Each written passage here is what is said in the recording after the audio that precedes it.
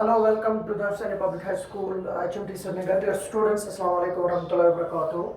As you know, in last video, I discussed a few points of the topic, that is direct, indirect और जिसे आप narration भी कह सकते हो. तो यहाँ पे मैंने आपको पहले ही बताया है कि डायरेक्ट और इनडायरेक्ट स्पीच जो होती है, तो डायरेक्ट क्या होता है और इनडायरेक्ट क्या होता है. As I have told you that direct speech वो स्पीच होती है जिसमें हम उस स्पीकर के एक्चुअल वर्ड्स जो उसके एक्चुअल वर्ड्स होते हैं उसको कोट करके लिखते हैं, यानी we may quote his her actual words, we call that direct speech. और इनडायरेक्ट स्पीच वो स्पीच होती है जिसमें हम ये कहते हैं कि उसने क्या कहा लेकिन हम उसको कोट नहीं करते. इनडायरेक्ट स्पीच सिंपली हम इस तरह कहेंगे कि डायरेक्ट स्पीच वो स्पीच होती है जिसमें दो पर्सन इन्वॉल्व हो या दो ग्रुप इन्वॉल्व हो, और इनडायरेक्ट स्पीच वो स्पीच होती है जिसमें एक से दो से ज्यादा यानी तीसरे बंदे की इन्वॉल्वमेंट हो, तो उसे इनडायरेक्ट स्पीच कहते हैं. तो लास्ट के जो वीडियो में मैंने ये बताया था कि इसके कुछ जनरल रूल्स है, जिसमें मैंने ये कहा था कि अगर हम डायरेक्ट स्पीच की बात करेंगे कि वो दो हिस्सों की बनी हुई होती है, और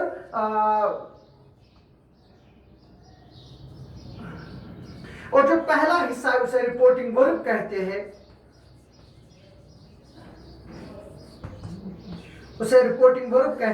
और जो सेकंड पार्ट है इसका उसे रिपोर्टेड स्पीच कहते हैं. Reporting verb and reported speech. As I have told you that this reporting verb, it may be in, we can say, it may be written in three ways, or it may convey a message. It may be written in three ways. The first thing is that it may be written in present. या तो ये इस तरह भी कह सकते हैं कि ये तीन टेंसों में भी ये हो सकती है, क्योंकि रिपोर्टिंग वर्ब का जो असल में जो जो इसका मकसद है, जो रिपोर्टिंग वर्ब का जो काम है वहां पे वो यही है कि टाइम दिखाना कि किस वक्त किस बंदे ने क्या कहा, किस वक्त किस बंदे ने क्या किया. ये प्रेजेंट में भी हो सकती है, ये पास्ट में भी हो सकती है, और ये फ्यूचर में भी हो सकती है. तो रिपोर्टिंग वर्ब जो है ये तीन किस्म के टेंसेस में हो सकती है, यानी प्रेजेंट, पास्ट एंड फ्यूचर. और जो रिपोर्टेड स्पीच है ये 6 किस्म के सेंटेंस में हो सकती है, यानी रिपोर्टेड स्पीच 6 तरीकों की हो सकती है, जिसमें मैंने आपको पहले बताया वो लास्ट वीडियोस में कि रिपोर्टेड स्पीच में 6 किस्म के सेंटेंस हो सकते हैं. लेकिन अगर हम सेंटेंस की बात करेंगे तो we have two types of sentences. One is simple classification of sentences, जो 6 किस्म है, जिसमें assertive आता है, interrogative आता है, imperative आता है, exclamatory आता है, optative आता है और conditional आता है. और जो दूसरा किस्म है वो है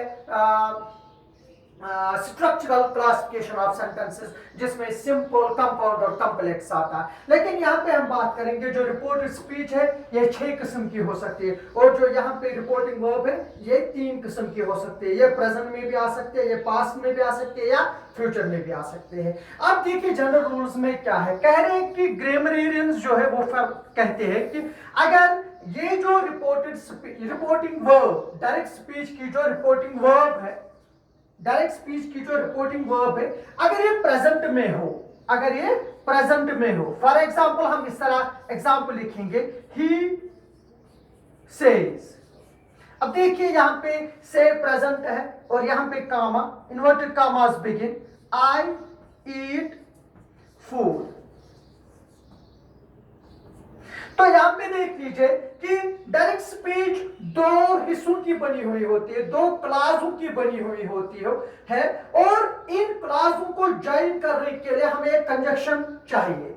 और ताकि जब हम रिपोर्टेड स्पीच बनाए तो वहां पे हमें दो क्लासेस को, दो वर्ड्स को मिलाने के लिए कुछ कंजक्शंस की जरूरत पड़ती है ताकि ये कामा हट जाए, ये कामा भी और ये इन्वर्टेड कामास भी, तभी वो इनडायरेक्ट स्पीच में तब्दील हो सकती है। उसमें कुछ प्रोनाउंस भी चेंज होते हैं लेकिन एक्चुअली टेंस चेंज होना चाहिए और कॉम्बिनेशन ऑफ सेंटेंस हो ताकि कुछ वर्ड्स हो जिनके जरिए हम इन क्लासेस को मिलाए। तो यहाँ पे देख लीजिए कि अगर reporting verb, when the reporting verb is in present, when the reporting verb is in present, the rest of the sentence in the reported speech will never be changed in indirect speech. For example, मैंने कहा he says comma inverted commas begin I eat food, हम इस तरह इसको change करेंगे, he says that he eats food, तो ये हुआ डायरेक्ट स्पीच और ये बन गया इसका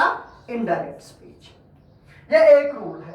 अब देखिए हमने यहाँ पे क्या किया, हमने कंजक्शन को लाया जो था ही नहीं, लेकिन ये कंजक्शन हमने इन दो क्लासेस को मिलाने के लिए ये हर किसी, चाहे वो प्रेजेंट हो, अगर रिपोर्टिंग वर्ब प्रेजेंट में हो तब भी हमें कंजक्शन चाहिए, अगर रिपोर्टिंग वर्ब फ्यूचर में हो तब भी कंजक्शन चाहिए, और अगर यही रिपोर्टिंग वर्ब पास्ट में हो तब भी कंजक्शन चाहिए। लेकिन यह डिपेंड करता है कि किस किस्म का सेंटेंस रिपोर्टेड स्पीच किस किस्म के सेंटेंस की बनी हुई हो। अगर ये असर्टिव सेंटेंस की बनी हुई हो तो दैट कंजक्शन आएगा, अगर ये इंट्रागेटिव की बनी हुई हो तो दैट वहां पे नहीं आ सकता, वहां पे किसी और किस्म का कंजक्शन आ सकता है। तो वो हम I will let you know, I will definitely highlight all these conjunctions that are used in order to we can say combine or to join these clauses to make indirect speech. This is the first rule general rules में। और जो दूसरा है, अगर ये future में हो, अगर रिपोर्टिंग वर्ब फ्यूचर में हो तो हम इस तरह बनाएंगे, he will say I eat food, तो ये बन सकता है he will say that he eats food। अब जिस तरह हमने यहां पे लिखा he says comma inverted commas begin I eat food, I eat food present simple, और देखिए he says that he eats food, he eats food is also present simple। so जहां तक टेंस का सवाल है तो यहां पे कोई चेंज नहीं आई, टेंस में कोई चेंज नहीं आई, सिर्फ हमने प्रोनाउन को फर्स्ट पर्सन सिंगुलर को हमने थर्ड पर्सन सिंगुलर में चेंज किया as per the situation, as per the demand of the situation, that is why, otherwise the tense remains same is the case, he will say I eat food, similarly it will never be changed because he will say, it will remain same, he will say that हमने conjunction लाया इस वाले कामा को हटाने के लिए in order to join these sentences or two clauses that acts as a connector over there, so he will say that he eats food। तो मेरा कहना है कि जनरल रूल्स में जब भी हम रिपोर्टिंग वर्ब को प्रेजेंट में पाए तो rest of the sentence remain same, और अगर हम वहां पे रिपोर्टिंग वर्ब को फ्यूचर में पाए तब भी rest of the sentence will remain same. But यहाँ पे पॉइंट है कि अगर वो पास्ट में आए, अब अगर रिपोर्टिंग वर्ब पास्ट में आए तब क्या करना है, अगर रिपोर्टिंग वर्ब पास्ट में आए तब क्या करना है, तब अकॉर्डिंगली मैं बताऊंगा। He said comma inverted commas begin I eat food, तो यहां पे आएगा he said that तो कंजक्शन आएगा। अब देखिए ये पास्ट है, when the reporting verb is in past the rest of the sentence will be changed into its corresponding past। corresponding past means it's like this, for example हम बात करेंगे, हम 1 to 100 न्यूमरल्स पढ़ेंगे, 1 to 100 1 2 3 4 5 6 7 8 9 10 so 99 then 100। अगर हम बात करेंगे 100 से पहले 1 आता है लेकिन ये रिमोट है, बहुत दूर है, यानी 1 से लेकर 100 तक तकरीबन 98 न्यूमरल्स है जिनको हमें पढ़ना है, जिनके थ्रू हमें जाना है ताकि हम 100 तक पहुंच जाए। तो ये इसका नियरेस्ट नहीं है, नियरेस्ट इसका है 1 का 2 है या 2 का 1 है और 100 का 99 है। वही बात हम करेंगे करेंगे यहां पे, जो अगर हम आई इनपुट ये प्रेजेंट सिंपल है, मैंने कहा अगर रिपोर्टिंग वर्ब पास्ट में हो तो the rest of the sentence will be changed into its corresponding past। corresponding past होता है अगर ये रिपोर्टेड स्पीच प्रेजेंट सिंपल की बनी हुई है तो ये पास्ट सिंपल में चेंज हो जाएगी, तो that is known as corresponding past। he said that he ate food। मैंने कहा कि जनरल रूल्स में अगर रिपोर्टिंग वर्ब प्रेजेंट में हो तो rest of the sentence will remain unchanged, as I have highlighted example over there. Similarly, I told you that if the reporting verb is in future, the sentence remains unchanged, like the present as we discussed in the present। लेकिन अगर past में होगा यानी reporting verb past में हो तब sentence इसके corresponding past में चेंज होता है। वो डिपेंड होता है कि वो किस किस्म का सेंटेंस हो। अगर वो प्रेजेंट सिंपल हो तो वो पास्ट सिंपल में चेंज हो जाएगा, अगर वो पास्ट सिंपल हो तो वो पास्ट परफेक्ट में चेंज हो जाएगा। तो सिमिलरली अब हम इनके रूल्स अच्छे से पढ़ेंगे।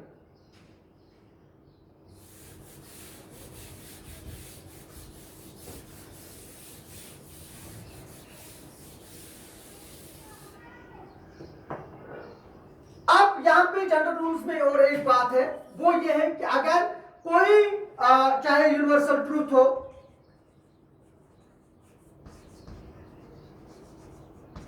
या कोई रेलेवेंट पास्ट हो तो वो भी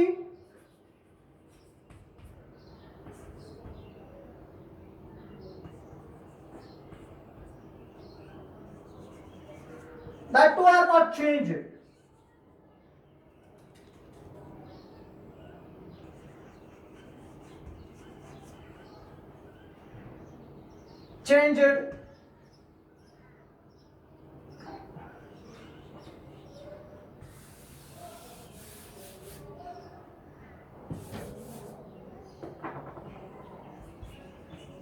that remains unchanged, that remains unchanged।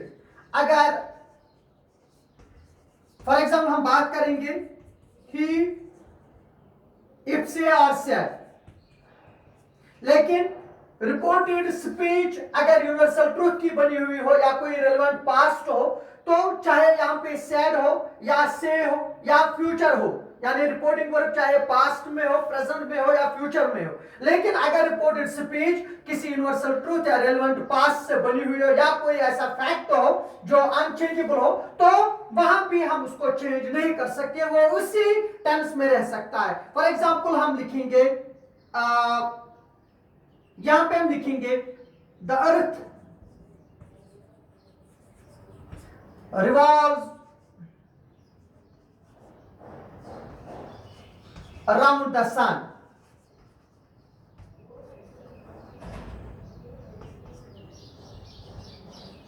तो ये जो यूनिवर्सल है इट्स ए ग्लोबल ट्रूथ। इतना ही नहीं, हम ये भी लिखेंगे कि the sun rises in the east, it's a global truth, it's a universal, everyone knows who shall be on this earth knows that the sun rises from the east and it sets in the west। so similarly ऐसे जो अगर ऐसे कुछ हकीकतें हो जो जिसे सारी दुनिया जानती है, सारा कायनात जानता है, तो इन चीजों को यहाँ पे रिपोर्टिंग वर्ब के चाहे प्रेजेंट होने में या फ्यूचर होने में या पास्ट होने में कोई फर्क नहीं पड़ता है या फर्क नहीं होते, तब भी हम इनको लिख सकते ही सेड दैट तो कंजक्शन आएगा ही, क्योंकि मैंने पहले ही कहा कि अगर रिपोर्टेड स्पीच असर्टिव की बनी हुई हो तो वहां पे कंजक्शन दैट आ सकता है। ये दैट और भी जगहों पे इस्तेमाल होता है, लेकिन वहां पे एप्लीकेबल दैट है, क्योंकि बार बार मैंने देखा है कि स्टूडेंट्स बहुत सारी मिस्टेक्स करते हैं कि वो क्या करते हैं कि जहां पे कंजक्शन दैट लगाना होता है या जहां पे दैट की जरूरत नहीं होती वहां पे वो दैट भी इस्तेमाल करते और किसी दूसरे कंजक्शन को भी यूज करते, जिससे वहां पे उनके मार्क्स जो होते हैं वो कम होते हैं। He said that the earth revolves around the sun. तो यहां पे ये क्लियर है, जनरल रूल्स में the reporting verb is in present, the rest of the sentence will remain unchanged, और if the reporting verb is in future the rest of the sentence will remain unchanged, और if the reporting verb is in past the rest of the sentence will be changed into its corresponding past. But यहाँ पे दूसरा point पे if the reporting verb is in universal truth or if the reported speech will be in universal truth or relevant past. For example, he said comma inverted commas begin, I know his address. तो कल भी आप मेरा address जानते थे, आज भी ये जानते हो, तो इट मीन्स दैट मैं जहां पे रहता हूं मैं वहीं पे रहता हूं। It's a relevant past. इसके लिए आपके लिए ऑप्शन है, इधर you will write in present और in past. Similarly now what to do, now I will teach you now how you may change tenses now, कि अगर रिपोर्टिंग वर्ब किसी टेंस में होगी तो किस टेंस में आपको उसे चेंज करना है। नाउ लिसन, अगर लिखा हुआ होगा he said comma inverted commas begin, यहां पे देखिए क्या होगा, यहां पे ये जो रिपोर्टेड स्पीच है अगर ये असर्टिव की बनी हुई हो, assertive means assertive sentence is a sentence that begins with subject and is with full stop, or that assert is that whatever you say is clearly and exactly true, or that begins with subject and is with full stop. So listen, if the reporting verb is अगर reporting speech assertive की बनी हुई हो तो conjunction that आता है। अगर यही रिपोर्टिंग स्पीच इंट्रागेटिव की बनी हुई हो तो वहां पे कंजक्शन या तो WH वर्ड आ जाता है वापस, या इफ या वेदर। तो दो टेंसेस में यहां पे, दो सेंटेंस में यहां पे एक्सप्लेन करूंगा। तो he said I eat food. अब देखिए रूल नंबर फर्स्ट क्या है। Rule first, present simple change into past simple, this is the rule number first। तो एग्जाम्पल हम लिख सकते हैं he said comma inverted commas begin I eat food, तो इसको आप चेंज करोगे he said that he ate food, he said that he ate food। Past simple में यानी प्रेजेंट सिंपल को आप पास्ट सिंपल में चेंज करते हो, क्योंकि यहां पे प्रेजेंट सिंपल था आई एट, यहां पे पास्ट सिंपल है ही एट। तो ये क्या हुआ कि रूल नंबर फर्स्ट में आप क्या करोगे कि प्रेजेंट सिंपल को पास्ट सिंपल में चेंज करना, लेकिन आपको चेंज क्या करना, आपको रिपोर्टेड स्पीच चेंज करने, क्योंकि अब आपको रिपोर्टिंग वर्ब चेंज नहीं करने। दूसरा पॉइंट है कि अब आप कहोगे कि सर यहां पे ही सेड वापस क्यों आया, आपने इसे रिपीट क्यों किया।